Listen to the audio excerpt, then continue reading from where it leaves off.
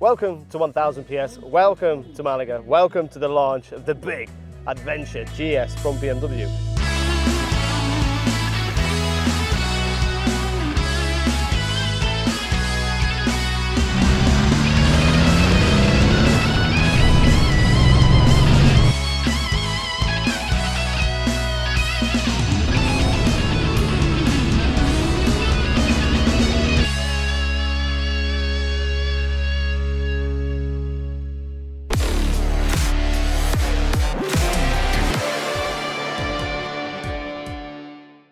So let's get rid of some big numbers first. 30 litre fuel tank, big 870mm seat height, nearly 270 kilograms. Base price in the UK starts at just under £19,000, but it's quite easy to get carried away, tick a few boxes and get to £22,000. So it's a £22,000 30 litre fuel tanked, 870mm seat heighted, nearly 270 kilogram bike. That is some big numbers. But you shouldn't be put off by that. I mean, I'm only just 5'7". I've had the standard seat at 870 for 2 days here in southern Spain, and I've had a few moments where I've been on my tiptoes, but that's about it.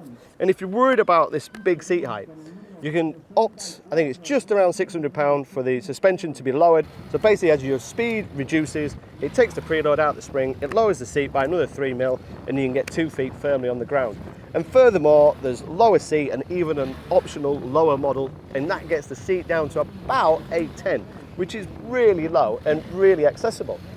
But despite its physical size, I don't actually think it's that intimidating. It looks intimidating, but once you get going, that weight kind of dissipates. It kind of like gets rid. If you've ever ridden a GS, 1150, 1250, any of those boxes, they've got a lovely balance to it, and this has got that. It's really nice at low speed. The fueling is really, really nice at low speed. It's very forgiving. When you stand up on the pegs, you can almost roll along at 1 and 2 mile an hour, and you feel like you're in control and balance. That's both on and off-road. Check out that for a view. People come to Malaga to lie on sun lounges and get a suntan and drink sangria and go to karaoke bars. They are completely missing out. Riding off-road around here in southern Spain is just mint. You just see the ocean in the distance. I don't know how many people are going to take 22 grand's worth of GS off-road, but if you do, it does it, and it does it with relative ease. I've even got the heated grips on. Every now and then you see one of these massive rocks that have rolled off the cliff. They had a lot of rain apparently last week, so you get big boulders just kicking about. Oh Jesus, the front tyre is like, and the front wheel is taking some punishment. I mean, that is a lot of weight, but whoa, but it's taking it.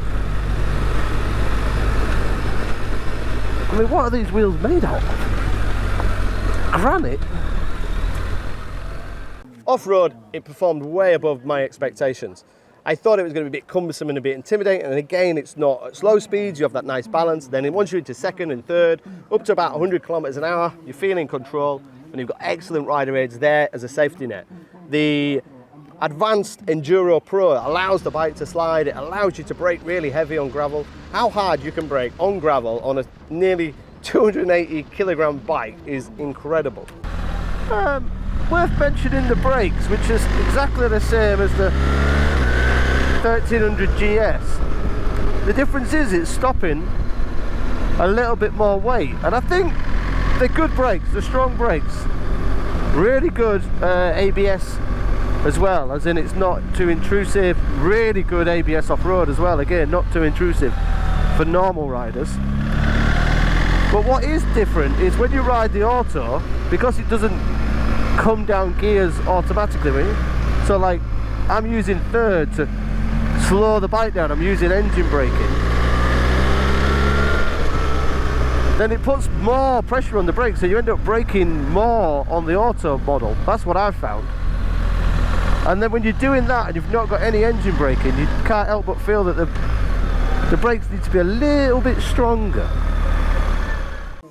A lot of the handling depends on how much fuel you got. When you got 30 litres of fuel, you do feel that. When you're trying to flick between roundabouts, flick around town, or you start pushing in the hills here in Malaga, you do feel the weight. There's no way of hiding that. That is 30 kilograms of fuel sat quite high up. But it's nowhere near are you making compensations, or you're not having to limit your riding or limit your fun because the bike is big. Not at all. This bike handles way better and performs way better than its size suggests. It's difficult to put like a complete summary on the bike because the bike depends on what boxes you tick. I rode one of the models with the automatic gearbox, really smooth, easy to operate, you don't need a clutch, you set off and stop without using the clutch. It's really smooth and really nice and really easy. We are right on the bottom tip of Spain. Over there is basically Africa. And it's strange riding the auto because I'm in fourth now. Come up to the roundabout. I don't have a clutch. I have a gear selector, but I don't need to touch it. It's just doing everything for me. And it feels like a quick shifter. It's really smooth. Surf shocks, sweet. Yeah, really, really smooth.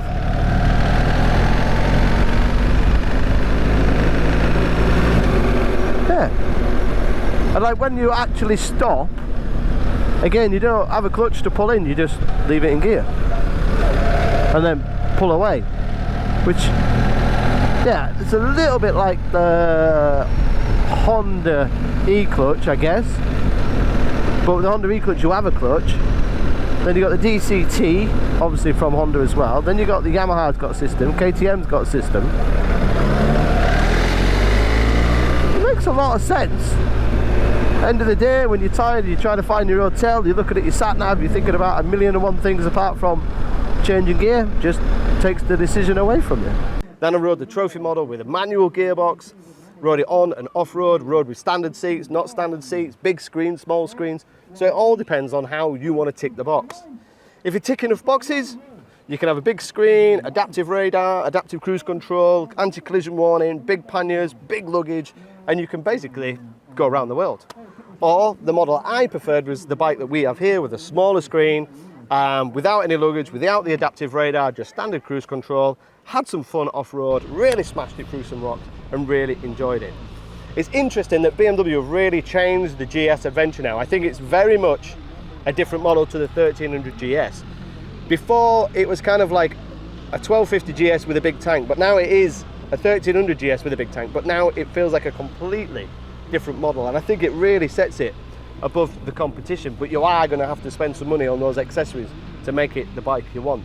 It's going to be interesting to see how the bike sells in the UK and Europe. Are people going to prefer the big Adventure? Are they going to feel intimidated? I'm not too sure, but I guarantee that once people have ridden it, it's not as intimidating as you might expect, and people are really going to love it. Personally, I like the looks, personally I like the style, and it's such a great bike, and it's so versatile. We could go smashing across some rocks this afternoon, or we could put some big luggage and ride it all the way from Malaga back to the UK. It's that good.